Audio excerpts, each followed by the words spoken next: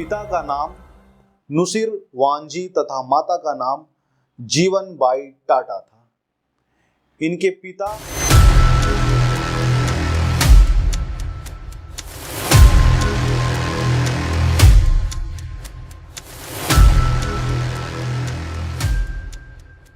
आपको याद होगा 26/11 का हमला हुआ था भारत में। उस हमले के बीच में लोगों को बहुत कुछ पता है, लेकिन शायद एक बात है जो बहुतों को शायद ना पता हो, और बात यह है कि उस हमले के बीच में से एक कंपनी है। वो कंपनी हमले में शहीद हुए सिपाहियों, जवानों, पुलिस कर्मचारियों के साथ साथ उस हमले में मारे गए या शहीद हुए या उस हमले के शिकार हुए अपने सारे कर्मचारियों का बहुत बेहतरीन तरीके से ख्याल रखी एक कंपनी। वो कंपनी जो ताज महल पैलेस होटल में काम कर रहे उन सभी कर्मचारी जो उस वक्त कार्यरत थे या उस टेन्योर में कार्यरत थे, जब तक वो होटल का रिनोवेशन कंप्लीट नहीं हो गया पूरी तरीके से और वापस से वो स्टार्ट नहीं हुआ, तब तक वो उस सारे कर्मचारियों को पे करते रही। जी हाँ, बात हो रही है टाटा कंपनी की, क्योंकि ये काम केवल टाटा ही कर सकती है और कोई नहीं। टाटा का नाम सुनते ही हमारे जहन में क्या आता है? विश्वास, ट्रस्ट। क्यों?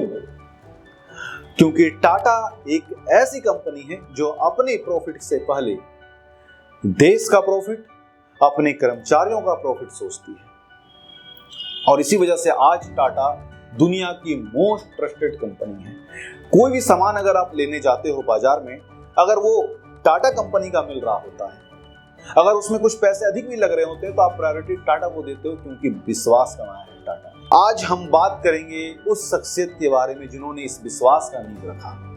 जी हाँ, आज बात होने जा रही है जमशेदजी नुसीर वांजी टाटा की। 3 मार्च 1839 गुजरात के नवसारी में एक पारसी परिवार में जन्मे जमशेदजी के पिता का नाम नुसीर वांजी तथा माता का नाम जीवन बाई टाटा था। इनके पिता पूरे खानदान में वो पहले व्यक्ति थे जिन्होंने अपना व्यापार शुरू किया था। सिर्फ 14 वर्ष के थे जमशेदजी जब उनके पिता गुजरात से मुंबई आ गए जमशेदजी को अपने साथ लेकर के। जमशेदजी बहुत ही छोटे से उम्र में अपने पिता के साथ कारोबार में हाथ बढ़ाना शुरू किया, और शुरू करने के साथ साथ वो व्यापार के गुण रहस्य को सीखते चले गए। 1858 में ग्रेजुएशन कंप्लीट होने के बाद ही जमशेदजी का विवाह होता है हीरा बाई तब्बू से। उसके बाद वो व्यापार के मैदान में उतरते हैं, लेकिन उस वक्त देश 1857 के क्रांति के असर से जूझ रहा था।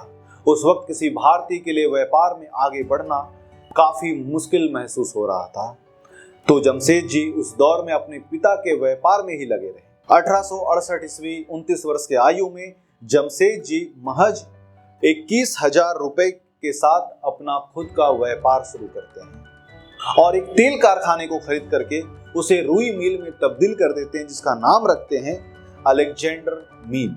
फिर 2 साल तक इस मिल को चलाने के बाद वो उसे बेच देते हैं और 1874 ईस्वी में वापस से एक पूरी तरीके से नया मिल स्थापित करते हैं, और ये मिल कॉटन का था। यानी कह सकते हैं कि कपड़े बुनने से लेकर के व्यापार करने तक का काम वो शुरुआती दौर में करते रहे, और उनका तजुर्बा अब धीरे धीरे कॉटन ट्रेड से हट करके कॉटन प्रोडक्शन की ओर होने लगा था।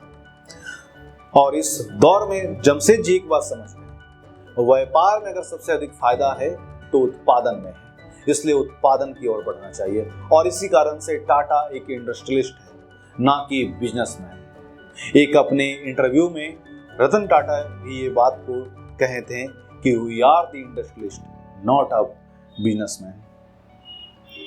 अब दौर था 1861 ईस्वी का, और अमेरिका में चल रहा था सिविल वॉर। पहले ब्रिटेन अमेरिका से कॉटन खरीदता था, लेकिन सिविल वॉर की वजह से ब्रिटेन मजबूरन भारत से कॉटन खरीदने पर आया, और यहाँ पर जमशेदजी इस चीज का पूरा फायदा उठाएं।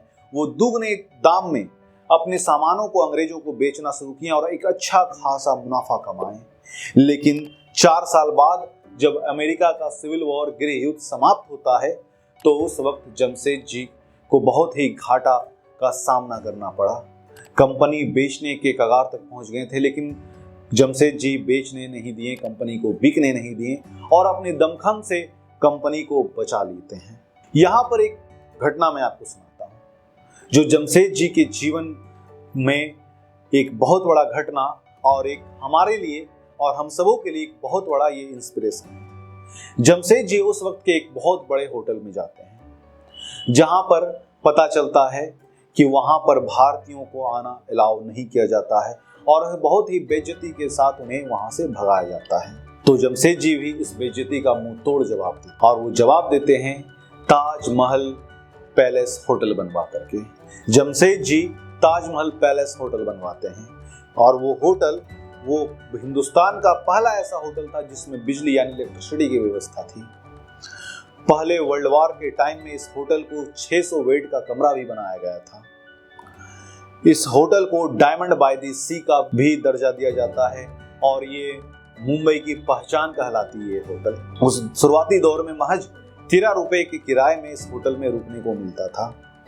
जमशेदजी अपने जीवन में ऐसे बहुत सारे काम को किए जिसे आज के समय में मैंडेटरी बना दिया गया है, जैसे 8 घंटे का ड्यूटी होना, सप्ताह में 1 दिन का छुट्टी देना कर्मचारियों को, साथ ही साथ उन्हें पेंशन देना। ये सारी चीजें भारत में पहली बार अगर किसी ने शुरू किया तो वो जमशेदजी ही थे और अंततः उसे आज मैंडेटरी कर दिया गया है हर संस्थान में। अंततः 19 मई 1904 को खबर आता है कि जमशेदजी का मृत्यु हो गया।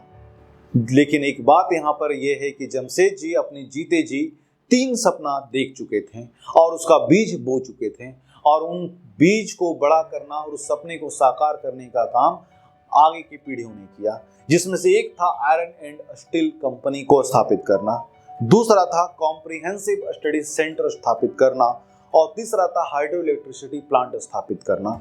ये तीनों काम जमशेदजी सोच रखे थे, ये उनका सपना था जिसका बीज तो वो बो ही चुके थे।